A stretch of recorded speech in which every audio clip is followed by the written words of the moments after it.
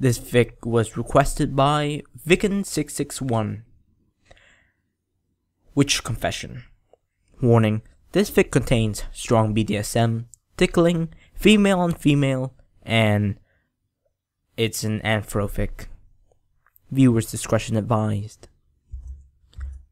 A finger of water exploded over Zecora's muzzle. She furrowed it, clutching her coat tighter. It was still so cold here, and miserable on occasion. She could be forgiven for thinking it was night, with the thickness of the cloud cover. 3 more droplets soaked the hood, followed swiftly by countless more. She sighed and quickened her step. If she wasn't burdened with this bag of glass bottles, she would run. She would be soaked by the time she got home at this rate. "Zecora!" someone screamed, at a pitch that could break glass. The zebra looked around for the source. Warm light spilled out of the doorway. "Zecora, get inside!" She squinted to try and make out the silhouette bouncing in the doorway. "Pinkie Pie? Is that you?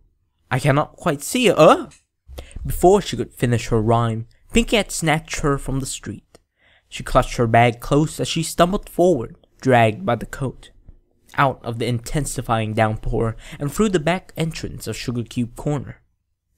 She found herself spinning just half a turn, and then her dragging feet stopped, tilting her back.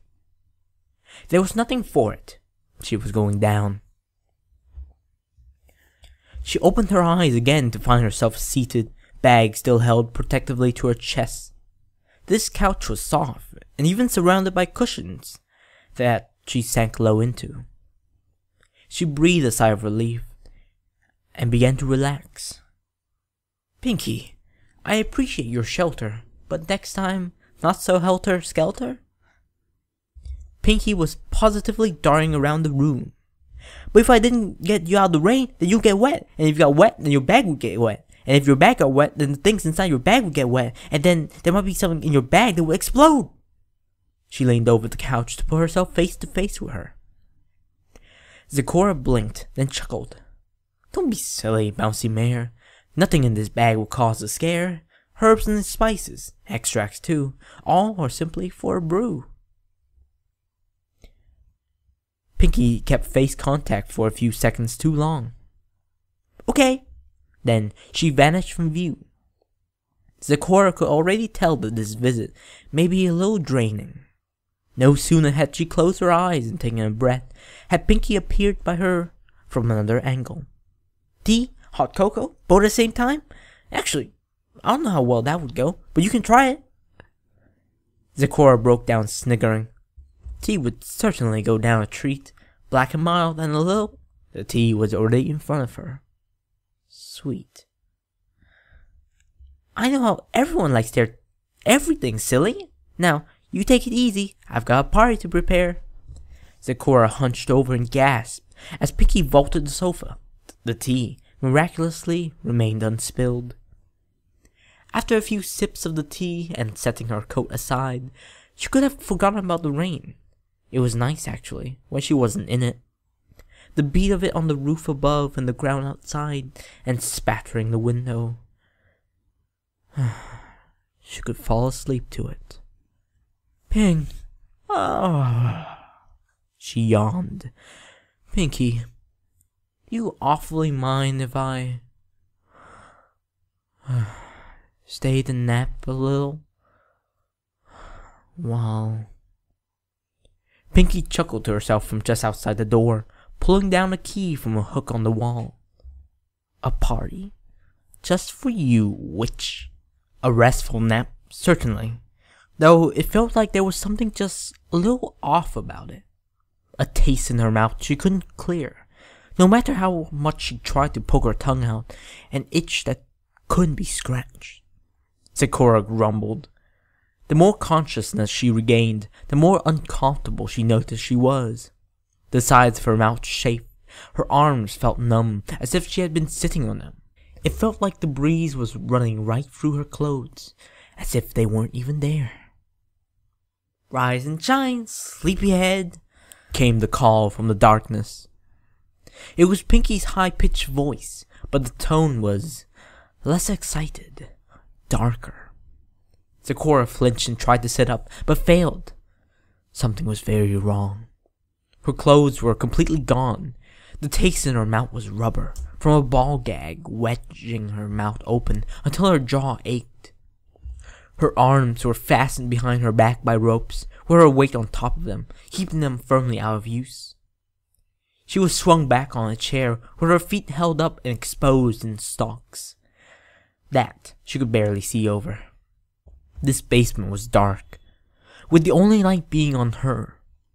Pinkie appeared from behind the stalks, her face shadowed by her forelocks, so that Zecora could only see one of those half-lit eyes. Fool me once, shame on me. Fool me twice, and I'm gonna come and make sure it doesn't happen again. The wicked grin made Zecora's breath race. She tried to say something in protest, but all she managed was a muffled groan. Don't give me that "I don't know what you're talking about" baloney. I know what you are. Zecora's alarmed, wide eyes met a furrowed brow. You're a witch. She sighed and rolled her eyes. And I'm gonna make you admit it. The stocks and chairs swayed as Pinkie pushed away from them. Zecora renewed her efforts to struggle away. Maybe some slack in the rope she could use? This gag had a little give to it, so even if it did press uncomfortably, she could bite down on it quite a bit. It would be better than nothing. She didn't have much time to start plotting a grand escape, because Pinkie was back at the stocks, leaning over them with a smirk. She didn't like the look of it at all. From her sleeve, Pinkie produced a white feather.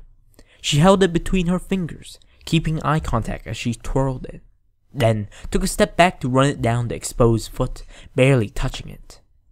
Zecora lurched. It was just a single brush, and she had already given herself away.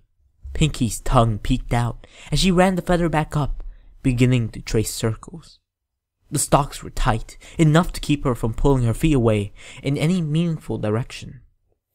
And all that clenching her toes and turning her feet accomplished was giving Pinkie a more varied course to trace the feather through. No finger traced her, just the bristles of the feather tracing down the middle from the ball to sole, and back up again, and dancing from arch to arch. Shrieks and whoops of involuntary laughter were reduced to snorts and grunts through the gag. The most agency she had was to chew on the tiny amount of squish in the gag for dear life. Do you admit it? Are you a witch? Pinkie snapped. She licked her lips in concentration.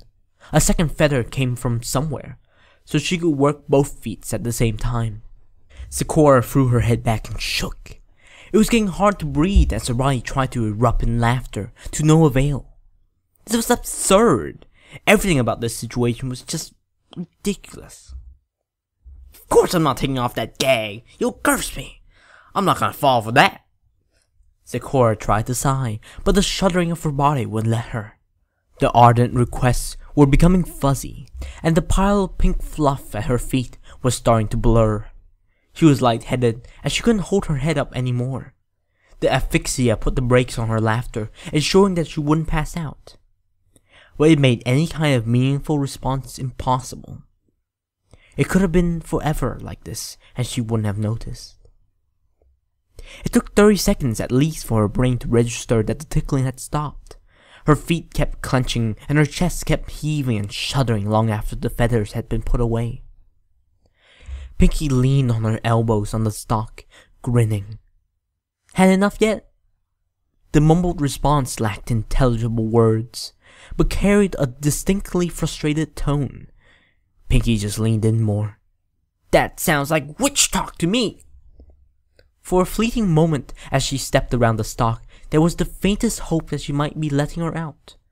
But no, those hands weren't coming to unstrap the gag or pull at the hideous excess of rope tying her to this chair. They were reaching to cup her exposed breasts. As Pinkie swung a leg over her and sat on her lap.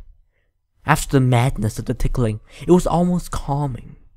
If she were able to forget the insanity of the situation, which she wasn't. Then, squeeze. No gentle squeeze was this. There was a push as well as a firm grab, with clear intent to crush. The fat compressed painfully with nowhere to go, forcing her to wince and grunt. Pinkie let go. "Don't test me, witch. I can keep this up all day." "All you have to do is make it stop." Another firm squeeze made her whimper and throw her head back. "Is admitted." How in the hell was she supposed to do that? Was Pinkie so confident she was a witch that this whole deal was banking on her being able to do something she couldn't? She kept chewing at the gag to try and find some give. Pinkie leaned back and gave the pair of breasts a firm slap. The noise from Zecora's throat was less of a grunt and more of a squeal. The right one carried the force into the left, and then they swung back and jiggled to a stop. When they had settled, another slap mirrored the motion, followed by two more, one left, one right. "Do you give up yet, witch?" Zecora's angry grunt had been tempered to low groans as her breast hummed with the visceral pain. "Looks like I'm gonna have to step it up. This isn't going anywhere." Pinkie gave the zebra's nipples a firm pinch, eliciting a muffled squeal, and got up. "Just need the right tool for the right job." Zecora winced. She could feel the deep bruising, the leftover discomfort erasing all of the residual good feeling from the tickling. Her cheek still ached from trying to laugh, and her chewing only made the chafing worse. She tried to heave her whole body to see if the chair could move with her on it. If she could budge around a little bit, then maybe she could knock over the stalks. Though, the stalks could have a heavy base on them. And even then, if the stalks didn't break open when they went down, she could easily twist an ankle or break her legs from it. Pinkie tapped something on the stalk to get her attention. "Alright, witch. No more Mistress Nightmare. I'm gonna get a confession out of you, one way or another." The pile of pink fluff was still hidden behind the stalk. What was that she was holding then? The sting of pain on the sole of her left foot answered her. A fairly small area felt like it was on fire. The crop whistled again, and she had a matching patch of pain on her right sole. She pulled no punches. The balls of her feet received 3 firm strikes each. Zecora squealed and flinched every time, and tears began to bead in her eyes.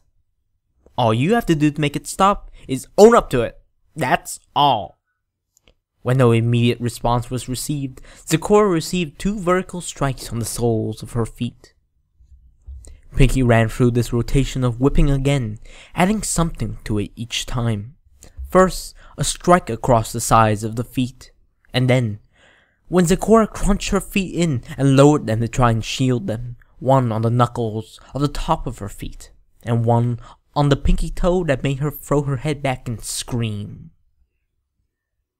Pinkie leaned over the stalks again, crop dangling in her fingers. "Changed your mind yet?" Zecora tried to grunt something tantamount to a "why" as the first tear rolled freely down her cheek. "Well, don't blame me. You had your chance to stop." The stalks clicked and parted. Zecora didn't even know they could do that. It was too dark to see it clearly enough. Her feet remained bound, but her legs pulled apart. The stalks must have been on wheels. Where her legs parted almost to splits, Pinkie reapplied the brakes, giving her full access to Zecora's front. She spun the crop in her fingers, thinking. She stopped and bounced, suddenly grinning, then ran off. What now? Zecora didn't have time to ponder. Pinkie was back nearly immediately with a flogger, the loose bundle of fibers almost like a tail on a stick. All Zecora got was a smirk before the flogger was brought across her breasts at speed. This was a very different sting. It lashed everywhere at once, leaving fibrous red marks across the breasts it struck. "Confess!" Pinkie yelled, bringing it back across the other one. Zecora whined and threw her head back. "Admit! Repent! Submit! Witch!" Every word was punctuated with a million tiny whips raking across her already hurting bosom, such that they throbbed with pain in their entirety. She started holding her breath to take it. Pinkie noticed this. That wouldn't do. This wouldn't do at all. She threw the flogger over her shoulder and picked up the crop again. With a dramatic overarm motion, she brought it down on Zecora's mons, such that the leather loop struck her clitoris and dragged down over her labia. The spike of pain made her whole body seize up, and the edges of her vision blurred. That held breath released itself as a throaty scream. Tears flowed free. Pinkie waited to get a proper admission of guilt. The perp needed to be lucid for every last whip. As soon as her breathing had stopped shuddering, she brought the crop down again. Not so hard. The intent was not injury, but still enough to send a terrible stinging shooting through her body, making the chair hop and the stock sway with her flinch. 3, 4, 5. The weight made it all the worse, since she couldn't habituate. At least her feet felt numb after a while, and the endorphin rush made the burden in her breast feel oddly pleasant after a while. This particular whipping spot was plain unbearable. It had to stop. She screamed her guilt, but all that came out were muffled mumbles, lost in the shrieks of agony. Finally, the crop got thrown away at the top of the swing. Zecora panted, looking at Pinkie through the blur of tears. "Do you give up?" Pinkie was almost giggling. Zecora grunted her assent, her voice ragged, 3 times. "No? Well, if you say so." Zecora whined and tried to struggle away. Pinkie pulled the stalks back together and pulled a rope from somewhere. She tied her legs firmly at the knees, with truly an excess of rope. The stalks were at last released, only for her feet to be tied at the ankles. Pinkie left her feet resting on the open stalks and walked away.